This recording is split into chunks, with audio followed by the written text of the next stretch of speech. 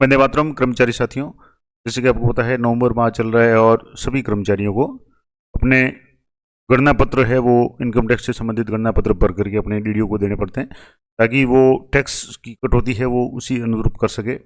अब इसके लिए आपको सबसे पहला काम जो करना पड़ेगा कि GA55 डाउनलोड करना पड़ेगा। तो पिछली वीडियो में मैंने विस्तार से बताया कि आप अपनी खुद की एसोसो आईडी में जाकर के FMS 3.0 पे जाकर के किस तरीके से अपना GA55 डाउनलोड कर सकते हैं। अब GA55 में अभी दो बातें हैं, मैंने आपको बताया पिछली वीडियो में, अगर आपने नहीं देखा है तो जरूर देखें। एस्टिमेटेड और नॉन एस्टिमेटेड। एस्टिमेटेड GA55 क्या होगा, नॉन क्या होगा, दोनों को मैंने आपको लाइव करके बताया हुआ है, वो आप जरूर देखें। उसके बाद ही आपको गणना पत्र भरना है। अब ज़्यादातर जो भी खास करके नए कर्मचारी है उनको काफ़ी कम जानकारी है कि इनकम टैक्स में कौन कौन सी छूट मिलती है। तो रिजीम आपको पता है कि इनकम टैक्स की चलती है, ओल्ड रिजीम और न्यू रिजीम। ओल्ड रिजीम में क्या क्या बेनिफिट है, न्यू में क्या क्या बेनिफिट है, कौन सी रिजीम इसके लिए ज़्यादा उपयोगी रहेगी, सारी जानकारी मैं आपको दूंगा। तो चैनल पर बने रहे, और वीडियो थोड़ा सा लंबा हो सकता है लेकिन पूरी जानकारी देने का प्रयास करूंगा। तो अभी ये जो मैं आपको पूरी जानकारी दे रहा हूँ, अभी जैसे आपको पता है लेखा विज्ञ जो पत्रिका है अक्टूबर 2024 की 13 अक्टूबर को जारी हुई थी, उसी में एक विस्तार से लेख दिया हुआ है। अब इसमें भी एक दो जो गलतियां हैं मैं आपको बताऊंगा, उसका प्रूफ भी आपको बताऊंगा कि क्या गलती हुई है। तो उसी के अनुसार मैं पूरा आपको बता रहा हूँ कि कौन कौन से टैक्स में आपको छूट कहाँ मिलती है, किस किस इनकम पर टैक्स मिलता है, कौन कौन सी इनकम है वो टैक्स फ्री है। तो आइए शुरू करते हैं। सबसे पहले तो कर निर्धारण वर्ष से। अब यहाँ जैसे आप जो भी गणना पत्र बनाते हैं तो उसमें वित्तीय वर्ष तो अभी 24-25 आएगा, क्योंकि अभी 24-25 चल रहा है। लेकिन जो कर निर्धारण वर्ष है, असेसमेंट ईयर है, वो 25-26 आएगा। तो ये भी आपको कन्फ्यूज नहीं होना है। अगर फाइनेंशियल ईयर FY लिखा हुआ है 24-25 तो इसका मतलब इसी वित्तीय वर्ष का मामला है। और ये जो कर निर्धारण वर्ष असेसमेंट ईयर है वो हमेशा उसका अगला आएगा, यानी 25-26 आएगा। अब कर निर्धारण वर्ष इसका तात्पर्य है कि 1 अप्रैल से प्रारंभ होता है और 31 मार्च को समाप्त होता है। उदाहरण के लिए जैसे आगामी कर निर्धारण वर्ष है वो 2025-26 है, जो 1 अप्रैल 2025 से प्रारंभ होगा। तो आपको एक तरह से एडवांस टैक्स पे करते हैं अपन, और उसमें यहाँ से जब फाइनेंशियल ईयर वित्तीय वर्ष है तो वित्तीय वर्ष आपको होता है कि वित्तीय वर्ष का मतलब अभी जो आपकी गणना है या अभी जो आपकी सैलरी मिल रही है वो इसी वित्तीय वर्ष की मानी जाएगी। अब इसके लिए कुछ प्रावधान है कि क्या क्या टैक्स किस किस में छूट मिलती है, किस में नहीं मिलती है। तो पहला है कि जैसे कर्मचारियों द्वारा भविष्य निधि, कर्मचारी भविष्य निधि एम्प्लॉय प्रोविडेंट फंड में अप्रैल 2020 से राशि पर 2.50 लाख से अधिक अर्जित ब्याज की राशि कर योग्य होगी। यानी आपकी कौन कौन से, जैसे एक तो अगर आपके भविष्य निधि में फंड है और उसमें अगर 2.5 लाख से ज़्यादा ब्याज है तो आपके टैक्स देना पड़ेगा। उससे कम वाली जो भी राशि है वो टैक्स की छूट है। इसके अलावा यदि किसी करदाता द्वारा किसी वित्तीय वर्ष में आयकर रिटर्न दाखिल नहीं की जाती है, मान लो आप रिटर्न दाखिल नहीं करते हैं, तो स्रोत पर कटौती की दर 5% या देय दर का 2 गुना दर से TDS की कटौती की जाएगी। तो आपको हमेशा अपना जो भी इनकम टैक्स रिटर्न है वो समय पर फाइल करना चाहिए ताकि आपको ये टैक्स नहीं भरना पड़े। इसके बाद है 75 वर्ष से अधिक के वरिष्ठ आयु जो भी नागरिक है उनकी ब्याज की आय है और जिस बैंक से ब्याज आय है उसमें TDS की कटौती कर ली है तो उसको आयकर रिटर्न भरने से मुक्त कर दिया गया है। अब यानी जो 75 वर्ष के अधिक के कर्मी कोई भी नागरिक है, वरिष्ठ नागरिक है, और जिनको ब्याज से बैंक से ब्याज मिल रहा है और काफ़ी बड़ी मात्रा में, क्योंकि जैसे आपको पता है 80 TT के अंतर्गत या 80 TTB के अंतर्गत अलग अलग जो भी है 10,000 तक टैक्स ब्याज है वो फ्री है। लेकिन अगर TDS बैंक वालों ने पहले ही काट लिया है तो आपको टैक्स भरने की जरूरत नहीं है। अब जो मेन बात पे आते हैं कि गणना किस तरीके से की जाती है इनकम टैक्स की, आपकी जो सैलरी है उसके हिसाब से आपका कितना टैक्स बनता है वो किस तरीके से काउंट होगा। तो अभी मैंने आपको शुरू में बताया कि आपके दो तरह के विकल्प है, एक है ओल्ड रिजीम और एक है न्यू रिजीम। अब आप अपनी सुविधा के अनुसार ओल्ड रिजीम या न्यू रिजीम जो भी आपके लिए उपयोगी हो, फायदेमंद हो, वो आप सेलेक्ट कर सकते हैं। दोनों का अलग अलग प्रावधान है, दोनों में अलग अलग जो छूट है और कौन सी किसके लिए फायदेमंद होगी मैं उसका पूरा लाइव प्रूफ भी आपको बताऊंगा। अब जैसे आय की गणना है वो विद्यमान किस किस पे की जाती है, तो कोई भी व्यक्ति या HUF इंडिविजुअल फैमिली या APO BO ये सरकारी संस्थाओं को छोड़ करके जो भी है उसकी जो सामान्य दर है या जो टैक्स की है वो है कैसे करना है। तो उसको मैं जैसे भी पहला काम है उसकी विद्यमान दर है वो 2.5 लाख तक फ्री है। तो जैसे कि मैं आपको बता रहा था, वर्तमान में जो नॉर्मल व्यक्ति है, जो सेवारत व्यक्ति या कोई भी जो सामान्य पुरुष है, उनके लिए आयकर की जो सीमा है 2,50,000 तक शून्य, यानी कोई टैक्स नहीं है। 2,50,000 एक से लेकर के 5 लाख तक कोई इनकम है तो उसके ऊपर की जो इनकम है यानी 2.5 लाख तक टैक्स फ्री। उसके बाद की जो 2.5 लाख से शुरू होकर के 5 तक, यानी बीच की जो 2.5 लाख है उस पर 5% है। उसके बाद में 5 लाख से लेकर 10 लाख के बीच की जो भी इनकम होगी उस पर 20%, और अगर 10 लाख से ज़्यादा इनकम है तो 30% टैक्स है। अब ये टैक्स है सामान्य रूप से जिसको ओल्ड रिजिम जो पहले चलती थी उसी का ये है कि ओल्ड रिजिम में अगर आप अपना टैक्स कैलकुलेट करते हैं तो आपको 2.5 लाख तक टैक्स देने की आवश्यकता नहीं है। 2.5 लाख से 5 लाख तक आपके 5% टैक्स लगेगा, और इसके अलावा ये 5 से 10 तक 20%। और उसी में वरिष्ठ नागरिक, महिला निवासी, महिला पुरुष जिसकी आयु 60 साल से अधिक हो लेकिन 80 से कम हो, तो जो वरिष्ठ नागरिक में आएंगे उनके लिए थोड़ी सी छूट है। अब उनके लिए क्या है, तो वरिष्ठ नागरिक के लिए जैसे 2.5 की जगह यहाँ 3 लाख तक शून्य है, 3 लाख से 5 लाख तक यानी 2 लाख की जो टैक्सेबल इनकम है उसमें 5% है, 5 से 10 तक 20%, और 10 लाख से ज़्यादा 30%। ये हो गया 60 साल से 80 के बीच के जो भी सीनियर सिटीजन है। अब अगली कैटेगरी है super senior citizen. Super senior citizen का मतलब वरिष्ठ नागरिक पुरुष और महिला जिनकी आयु 80 साल या उससे अधिक है, तो उनके लिए 5 लाख तक कोई टैक्स नहीं है। 5 लाख से 10 लाख तक 20%, और 10 लाख से ज़्यादा है वो 30% टैक्स लगेगा। ये तो सारा प्रावधान हो गया ओल्ड रिजिम का। तो सामान्य रूप से अभी जो भी कार्मिक कर्मचारी जो भी सेवा में है उनके लिए ये स्लैब लागू होगी ओल्ड टैक्स रिजिम में, यानी 2.5 लाख तक टैक्स नहीं, उसके बाद में 2.5 से 5 तक 5% टैक्स होगा, 5 लाख से 10 लाख तक 20%। अब इसमें भी वापस कुछ छूट मिलती है जिस कारण से 5 या 7 लाख तक जो इनकम है वो टैक्स फ्री होती है। उसका मैंने विस्तार से वीडियो बना रखा है, मैं आपको बता दूंगा। अब जो बात करेंगे कि नई टैक्स आयकर की जो नई दरें, नई कर व्यवस्था के अंतर्गत जो वित्तीय वर्ष 2024-25 है उसमें कुछ बदलाव किया गया था। बजट घोषणा जो हुई थी वित्त मंत्री भारत सरकार जो उनकी तरफ से, तो उसमें जो अब स्लैब्स है वो या जो रेट है टैक्स की वो क्या है, तो 3 लाख तक टैक्स फ्री है। जहाँ पुरानी में 2.5 लाख तक टैक्स फ्री है, या 3 लाख तक टैक्स फ्री है। उसके बाद 3 लाख से 7 लाख तक इनकम पे 5% टैक्स है। अब यहाँ तुलनात्मक आप देखेंगे तो यहाँ 2.5 से 5 के बीच में 5% है, और उसके बाद में 5 लाख से ज़्यादा इनकम होती सीधा 20% टैक्स है। जबकि न्यू रिजिम में आपके काफ़ी कुछ चेंज है। यहाँ 3 लाख से 7 लाख तक 5% ही टैक्स है। उसके बाद 7 लाख से अगर 10 लाख तक आपकी इनकम है तो 10% टैक्स लगेगा। वो 7 से 10 के बीच की यानी 3 लाख की जो इनकम होगी उसमें लगेगा।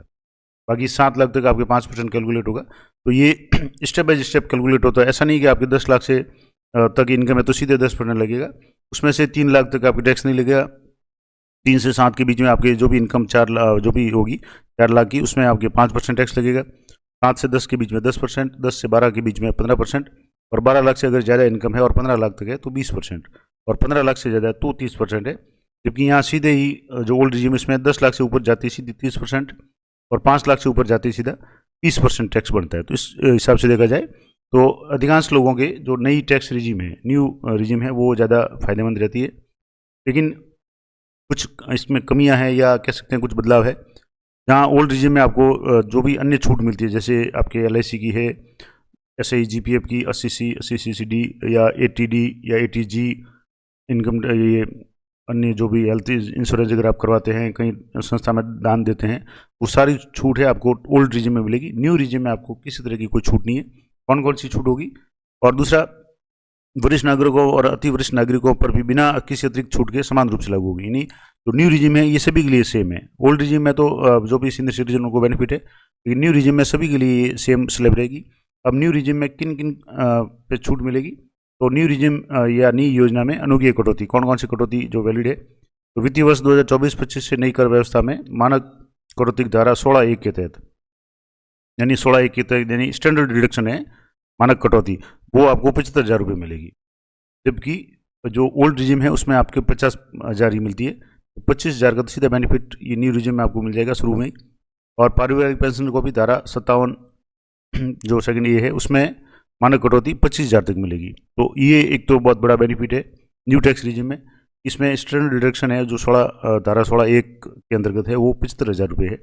मैं आपको पूरा एक सॉफ्टवेयर से कैलकुलेट करके भी आपको बता दूंगा गणना पत्र, जिसमें किस तरह की छूट मिलेगी, कहाँ छूट मिलेगी।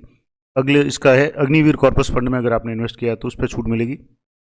और नवीन पेंशन योजना NPS में अगर आप है और आपके नियुक्ता का जो अनुदान होता है, एक तो जो एम्प्लॉय का अनुदान होता है वो तो आपके उसमें आ जाएगा 80 उसमें पुराने में, लेकिन अगर नियुक्ता का अनुदान है वो आपके इसमें एक्स्ट्रा छूट मिल जाएगी न्यू टैक्स रिजिम में। इसके अलावा एक विशेष नोट है कि वित्तीय वर्ष 2024-25 में, यानी जिसका कर निर्धारण वर्ष 25-26 यानी जो एस्टिमेटेड फाइनेंशियल ईयर 24-25 है और असेसमेंट ईयर 25-26 है, 25,000 रुपये की छूट, कर छूट या देकर की वास्तविक राशि जो भी कम हो अनुमति दी जाएगी। यानी 25,000 की छूट मिलेगी टैक्स में, तो लगभग 7 लाख तक या जो भी उसमें होता है वो टैक्स लिमिट है वो उसमें इनकम फ्री हो जाती है। और ऐसे निवासियों को जिन्होंने धारा 115 BAC 1A के तहत नई कर व्यवस्था का विकल्प चुना है, सीधी सी बात है कि अगर आपने new tax regime old adopt की है तो आपकी वार्षिक कुल आय है वो 7 लाख रुपए तक है, तो आपको टैक्स भरने की आवश्यकता नहीं पड़ेगी। क्योंकि आप देखेंगे तो 5 लाख तक तो यहाँ आपके 3 लाख तक तो टैक्स शून्य है, उसके बाद 3 से 7 तक अगर है 5% है, तो इसका जो भी 3 से 4 यानी 3 से 7 के बीच में 4 लाख की इनकम है, 4 लाख का जो भी 5% होगा वो इस छूट में कवर हो जाएगा, तो आपका टैक्स है वो शून्य हो जाएगा। नई कर व्यवस्था में मार्जिनल रिलीफ की जो भी अनुमति है 87A के तहत। इसके अलावा अगर व्यक्तिगत करदाता जिसकी व्यवसाय या पेशे से आय नहीं है और वे फॉर्म 101E या आई भर करके 10IE भर के विकल्प देकर पुरानी योजना का विकल्प चुन सकते हैं और धारा 189(1) के तहत नियत तारीख को या उससे पहले आयकर जो भी रिटर्न दाखिल करेंगे तो उस विकल्प का उपयोग कर सकते हैं। और इस बार आयकर रिटर्न दाखिल करने से पहले विकल्प बदल सकता है, यानी अभी जैसे आप किसी भी गणना पत्र में अगर आप गणना पत्र भर करके दे देंगे, लेकिन जब आप ITR ऑनलाइन भरेंगे तो आपके पास पुनः ऑप्शन होगा कि आप न्यू या ओल्ड रिजिम जो भी आप सेलेक्ट करना चाहें वो सिलेक्ट कर सकते हैं। अब इसके अलावा जो टैक्स के बाद में जो सरचार्ज लगता है, ये तो हो गया जो नॉर्मल टैक्स, आपको मैंने यहाँ पूरा बता दिया कि 3 से 7 तक 5%, 7 से 10 तक 10% ये है। इसके अलावा सरचार्ज क्या होता है, हेल्थ और एजुकेशन सेस है वो अलग से लगता है। तो कर निर्धारण वर्ष 2018-19 से देय आयकर पे 4% जो है उपकर देय होता है। अब 4% में क्या होगा, सरचार्ज की दर है वो 50 लाख से 1 करोड़ रुपए तक 10% होगा, यानी नॉर्मली 4% आपको टैक्स लगेगा। 50 लाख से अगर ज़्यादा है तो 10%, 1 करोड़ से 2 करोड़ है तो 15%। ये नॉर्मली जो गवर्नमेंट एम्प्लॉइज है उनके लिए तो ये नहीं है, जो बिजनेसमैन वगैरह है जिनकी करोड़ों में इनकम या आय होती है उनकी बात है। तो सामान्य रूप से देखा जाए तो सीधी सी बात है कि आपको 4% है वो सेस है वो आपके लगेगा, जो भी आपके टैक्स होगा उसके ऊपर। ये भी मैं आपको बता दूंगा पूरा डेमो के रूप में। अब यहाँ एक तुलना दी हुई है कि विद्यमान, वर्तमान और नवीन वैकल्पिक दरों पर आयकर की कटौती का तुलनात्मक विवरण। सॉरी, तो जैसे मान लो एक तो आप ओल्ड रिजिम अडोप्ट करते हैं और एक न्यू रिजिम, दोनों में आपके टैक्स में कितना फर्क पड़ेगा। अब यहाँ एक गलती है, मैं आपको बता दूंगा वो गलती क्या है। जैसे यहाँ एक एग्जाम्पल दिया हुआ है कि अगर आपकी वार्षिक आय 15,50,000 रुपये है तो आपकी ओल्ड रिजिम में कितना टैक्स बनेगा और न्यू रिजिम में कितना बनेगा। अब यहाँ एक तो अनुग्रह कटौती, मानक कटौती यहाँ 75,000 रुपये है, जबकि मानक कटौती यहाँ भी 75,000 रुपये, लेकिन नवीन आयकर है उसी में 75 है, पुरानी में आपके 50,000 है। ये एक बहुत बड़ी, ये जैसे लेखा विज्ञ बहुत प्रतिष्ठित पत्रिका वगैरह है, लेकिन इसमें भी ये गलती है। इसका मैं आपको प्रूफ बताता हूँ गलती कहाँ है। तो ये आप देखेंगे तो ये बजट स्पीच है, यहाँ से आप पूरा एक बार मैं आपको बता देता हूँ। यहाँ से जो ये government of India budget speech 2024-25 है, वित्त मंत्री निर्मला सीतारमण द्वारा जो भी बजट पेश किया गया था जुलाई 23, 2024 को। अब इसमें आप यहाँ देखेंगे तो मैं इस आपको सीधे उस पेज पे ले जाता हूँ। यहाँ जैसे एक पेज है और दो पेज है, मैं आपको बता देता हूँ कौन सा पेज है। अब यहाँ से जैसे 33 नंबर का जो पेज है, इसमें आपके यहाँ बजट घोषणा की थी, उसमें था कि second, the new tax regime, the tax structure is propose to be revised as follows. तो ये तो अभी मैंने आपको बता दिया कि जो नया टैक्स रिजीम है उसमें 3 लाख तक नील है, 3 से 7 तक 5%, 7 से 10 तक 10%, 10 लाख से 12 लाख तक 15%, 15 से 20%, और ये है। अब इसमें एक और इम्पोर्टेंट बात जो मैं आपको बता रहा था वो क्या है, इसमें यह एक तो है कि as a result of these changes the salaried person in the new tax regime stands to save up to 17,500, यानी इससे इस रिजिम के कारण सीधा 17,500 का तो बेनिफिट मिल रहा है। इसके अलावा जो छूट मैं आपको बता रहा था वो इससे थोड़ा सा ऊपर वाले पेज में यहाँ पर्सनल टैक्स इनकम टैक्स है।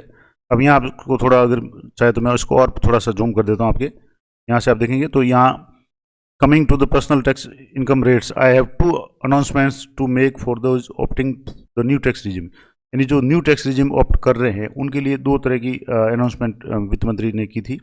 फर्स्ट, द स्टैंडर्ड डिडक्शन जो मानक कटौती है और the salaried person is propose to be increase from 50,000 to 75,000, यानी जो स्टैंडर्ड डिडक्शन की जो लिमिट 50,000 छूट मिलती थी वो प्रपोज करके यानी प्रस्तावित करके 75,000 की है। एक तो ये बेनिफिट हो गया। Similarly the deduction on the family pension for pensioners is propose to be, जो फैमिली पेंशनर थे उनके लिए जो डिडक्शन थी वो 15,000 थी, उसको बढ़ा करके 25,000 किया गया है। And this will be provide relief to the about 4 crore salary individuals and pensioner, यानी 4 करोड़ जो सैलरी पर्सन है उनको बेनिफिट मिलेगा इससे, क्योंकि अब 50,000 जो है, अब इसका सीधा सा मतलब है कि जो न्यू टैक्स रिजिम एडोप्ट करेंगे उन्हीं को 50 की जगह 75,000 मिलेगा, बाकी को 50,000 की छूट मिलेगी। हालांकि ये इसमें जो है थोड़ा सा यहाँ 75,000 किया, तो ये भी यहाँ थोड़ी सी गलती है, इसको आप 50,000 ही माने, तो 25,000 का इसमें टैक्स है वो एक्स्ट्रा बढ़ जाएगा, या इनकम है इसकी बढ़ जाएगी, उसके बाद टैक्स भी उसके हिसाब से बढ़ जाएगा। अब मान लो जैसे मैंने बताया कि न्यू टैक्स रिजिम में सिर्फ आपके स्टैंडर्ड डिडक्शन की छूट मिलेगी, इसके अलावा कोई छूट नहीं है। 3 छूट मिलती है, वो आपको मैंने बताया 80 CCD, यहाँ से जैसे ये 3 छूट कौन कौन सी मिलेगी। एक तो आपके अगर ये 57 ये आ गया 57 ए के तहत मानक कटौती 75,000 मिलेगी, ये छूट मिल गई। दूसरा है अग्निवीर कॉर्पस में अगर आपके है इन्वेस्टमेंट, या नवीन पेंशन अगर NPS में आप हैं तो आपको छूट मिलेगी, जो आपकी नियोक्ता के द्वारा दिया जाता है वो। बाकी वार्षिक कर योग्य आय सीधी यहाँ से 1550 में से 75,000 कम हो गए, तो आपकी जो भी है वो 14,75,000 हो गए। अब यहाँ आपके यहाँ देखेंगे ओल्ड टैक्स रिजिम में, तो यहाँ जैसे आपके अगर मकान ऋण है, कई लोगों के होम लोन लिया हुआ, तो उस पर ब्याज जो मिलता है उसकी छूट है वो एक्स्ट्रा मिलती है, जैसे 50,000 का यहाँ एग्जाम्पल दिया हुआ है। उसके बाद में ATC में जैसे LIC है, SIPF है, GPF है, ये सारी छूटें आपको ATC में मिलती है, तो वो मैक्सिमम आपको 1,50,000 तक मिलेगी, तो ये भी छूट ले ली आपने। अगर आपने मेडिक्लेम किया हुआ है, यानी आपने 80D के तहत हेल्थ इंश्योरेंस किया हुआ है और उसमें आपके 50,000 का इन्वेस्टमेंट है, तो वो मैक्सिमम छूट ले सकते हैं। आपने कहीं दान किया हुआ है तो वो आप छूट ले सकते हैं। तो इस तरीके से जो 50 + 10 60,000 और ये सारे हो गए, और इस तरीके से मिला करके आपकी जो कर योग्य आय है वो 12,15,000 हो गई, जबकि यहाँ है 14,75,000 है। हालांकि इसमें भी ये जो डिडक्शन है इसमें 25,000 आपके एक्स्ट्रा, ये गलती है, तो आप 50 करके करेंगे तो यहाँ वापस 15 की जगह इसमें 25 और जुड़ जाएंगे। तो जो भी हो वो एक एस्टिमेट आप देख लें। अब आयकर की गणना किस तरीके से होगी, तो यहाँ मैंने आपको बताया कि जैसे ये जो कर योग्य आय है इस पर 2.5 लाख तक 0 टैक्स है, 2.5 लाख से 5 लाख तक 12,500 टैक्स है, सीधा 5% हो गया। 2.5 लाख का 5% यानी 12,500। 5 लाख से 10,000 तक सीधा 20% है। अब यहाँ सीधा 1 लाख रुपये टैक्स बन रहा है, जो ऊपर की जो इनकम है, यानी 5 से 10 लाख तक, यानी 5 लाख की जो इनकम है, 5 लाख का 20%, यानी 5 गुणा 20 से गुणा करेंगे तो सीधा 1 लाख टैक्स बन गया। और 10 लाख से ऊपर की जो भी इनकम है, यानी ये 12,15,000 है, इसमें से 10 लाख से ऊपर की मतलब होगी कि 2,15,000। 2,15,000 का आपका सीधा 30% के हिसाब से कैलकुलेट किया, 2,15,000 पे, तो सीधा 64,500 हो गए। तो इसमें जो भी टैक्स बढ़ा वो 1,77,000 बढ़ा। हालांकि ये ज़्यादा बढ़ेगा क्योंकि इसमें स्टैंडर्ड डिडक्शन इसने 75 की हुई, जबकि 50 ही मिलेगी।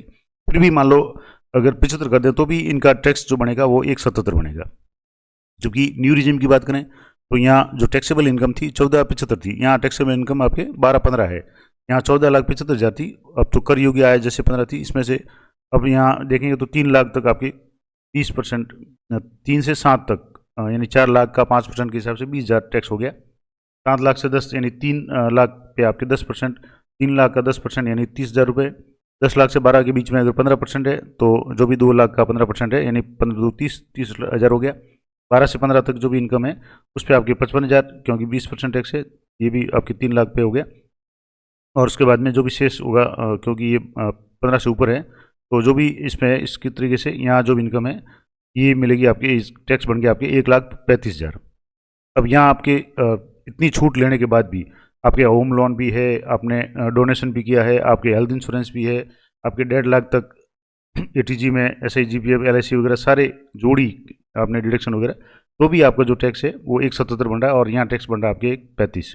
अब इसके बाद में 4% शिक्षा उपकर मैंने आपको पहले बता दिया तभी पे लागू होता है। तो ये जो भी टैक्सेबल इनकम होगी उसका 4%, ये आपके 7,080 हो गया। यहाँ 135 का 4% होगा तो 5400 हो गया, यानी 5,400 हो गया। तो अब आपकी कुल आय यहाँ आपकी 1,84,000 हो गई, जबकि यहाँ आपकी कुल आय है वो 1,40,000 हो गई। तो अगर इतनी आपकी छूट लेने के बाद भी आपको बेनिफिट किस में मिलेगा, आपको 1 लाख यहाँ 40,000 टैक्स पड़ेगा अगर आप न्यू रिजिम में एडोप्ट करते हैं, और अगर आप पुरानी रिजिम में एडोप्ट करते हैं तो आपको 1,84,000 भरना पड़ेगा।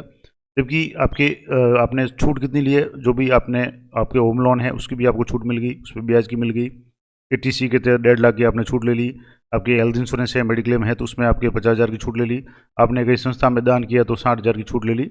इस सारा लेने के बाद भी आपको जो टैक्स है वो ज़्यादा भरना पड़ रहा है। तो अधिकांश लोगों के, जहाँ तक मुझे लग रहा है, सबके जो भी ज़्यादा अन्य कटौतियाँ अगर नहीं है तब तो आपके 100% न्यू रिजिम फायदेमंद है। पुरानी कटौतियाँ भी है, अगर आपके ये जैसे अपने होम लोन भी लिया हुआ है, सारे कुछ है, आपके 1.5 लाख तक छूट है, फिर भी आप दोनों सॉफ्टवेयर से कैलकुलेट कर लें तो मुझे लगता है ज़्यादातर लोगों के या लगभग मैक्सिमम के सबके जो न्यू रिजिम है वो फायदेमंद रहेगी। अब आपके टैक्स में कौन कौन सी इनकम है वो शो होगी, कौन सी इनकम शो नहीं होगी, तो वीडियो थोड़ा सा लंबा होगा, लेकिन मैंने आपको पहले शुरुआत में बता दिया था कि अगर आपको पूरी जानकारी चाहिए तो वीडियो लंबा होगा। अब यहाँ एक व्यक्ति करदाता के लिए कौन कौन से आय है, तो इसमें जैसे विशेष वेतन है, महंगाई वेतन है, बकाया वेतन, अग्रिम वेतन, पेंशन, फीस, कमीशन, बोनस, अंतरिम रांत, नोटिस वेतन, मानदेय, पारिश्रमिक, पेंशन, निर्वाह भत्ता, ट्यूशन पुनर्भरण, ये जो सारी इनकम है ये सारी आपके में इनकम में शो होगी। इसके अलावा 1/1/2004 के बाद में जो नियुक्ता द्वारा 10% टैक्स दिया जाता है और जो अंशदान दिया जाता है NPS में, तो अब बढ़ा करके 14% कर दिया है। तो ये सारा आपके इनकम में शो होगा, यानी इसका आपको टैक्स भरना पड़ेगा, ये आपकी इनकम में शो होगा।